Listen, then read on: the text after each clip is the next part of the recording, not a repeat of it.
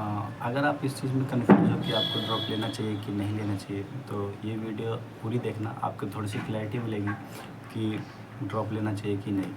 तो पहले पेपर के पिछले कुछ सालों के ट्रेंड चेक कर लेते कि क्या थे। 2024 की बात करें, मैं 24 से इसलिए ले रहा हूँ क्योंकि 24 में मैं अपीयर हुआ था। अगर हम 24 की बात करें तो इसमें पेपर लीक हुआ था, कट ऑफ 650 प्लस चली गई थी। Obviously cut off paper leak हुए थे कई जगह पे और 67 टॉपर आ गए थे भाई।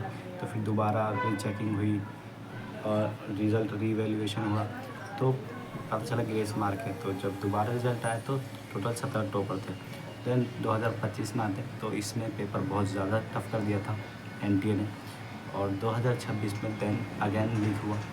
2026 के रीनीट में जो अभी हुआ है 21 जून को, इसमें अब बच्चे बोल रहे हैं कि फ़िज़िक्स जो है वो बहुत ज़्यादा टफ आई थी, 2025 से भी ज़्यादा टफ आई थी।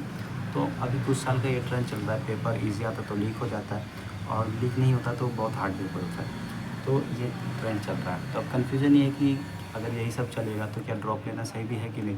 हम पूरी मेहनत कर रहे हैं और रिज़ल्ट आ ही नहीं रहा है, तो क्यों ही अपना साल वेस्ट करें। तो सबसे पहले देखो, अगर ड्रॉप आपको कहाँ नहीं लेना चाहिए। अगर पीयर प्रेशर में आके या फिर घर वाले बोल रहे हैं कि ड्रॉप ले लो ड्रॉप ले लो, तो भाई मत लो ड्रॉप। मैं इसलिए बोल रहा हूँ क्योंकि जो पूरा 1 साल होता है ड्रॉप ईयर, अगर आपने फर्स्ट ड्रॉप लिया होगा या फिर सेकंड ड्रॉप लिया होगा तो आपको आइडिया होगा कि ड्रॉप ईयर कितना हेक्टिक होता है। बहुत ज़्यादा हेक्टिक हो जाता है लास्ट तक जाते जाते। वही घर वाले जो आपको स्टार्टिंग बोल रहे थे कि ड्रॉप ले लो, हो जाएगा, वही लास्ट में जाके अगर कम नंबर आते हैं आपको तो फिर उनका रवैया बिल्कुल अपोजिट हो जाता है। देन वो आपको बोलना शुरू कर देते हैं कि इतने कम नंबर क्यों आ रहे हैं, पूरा साल मेहनत किया है, ये वो फलाना फलाना। ये अगर आप लास्ट ईयर ड्रॉप लोगे तो आपको पता होगा कि क्या होने वाला है लास्ट में जाके। अगर नंबर कम रहते हैं तो नंबर बढ़ जाते हैं तो उसमें कोई दिक्कत नहीं है, और अगर नंबर कम रहे तो फिर लास्ट में जाके भाई फिर बहुत सुनना पड़ेगा वो आपको ही। तो ये चीज़ आपको खुद हैंडल करनी पड़ेगी, फिर कोई और आएगा भी नहीं आपको बचाने के लिए, ठीक है।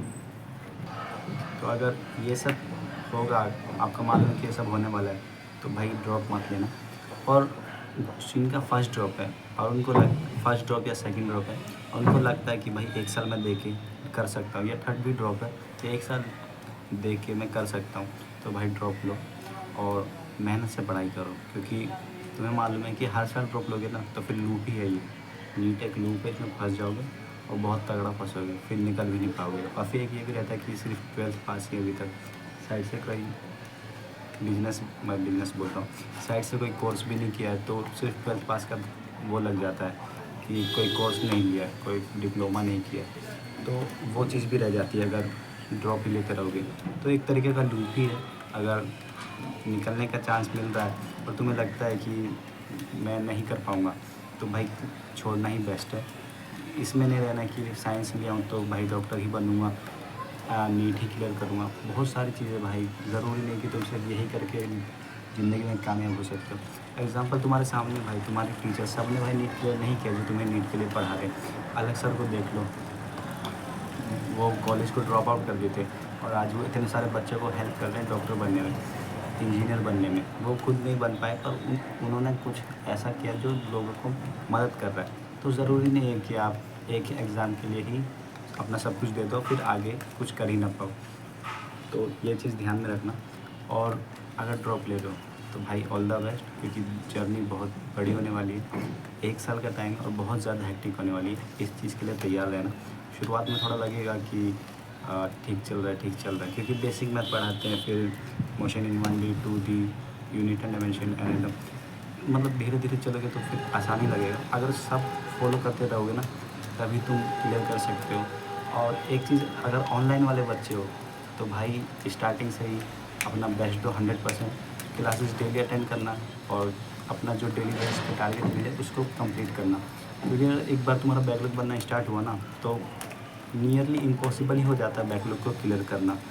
तो भाई बैकलॉग मत बनने देना। और ऑफलाइन के जो बच्चे हैं, ऑफलाइन का मेरे को ज़्यादा नॉलेज नहीं है, पर हाँ मेरे सुनने में इतना है कि टीचर सब चेंज होते रहते हैं, बाकी कभी भी क्लास रख देते हैं, टाइम पे सिलेबस नहीं कराते हैं।